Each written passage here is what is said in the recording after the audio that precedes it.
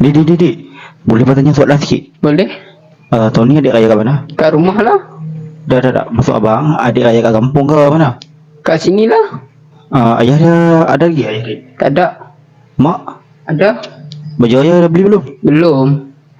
Tengok tuan-tuan dan perempuan, ayah dah tak ada, tinggal mak je. Mungkin adik ni tak mampu nak beli baju raya. Mungkin inilah tempat yang adik tu tinggal.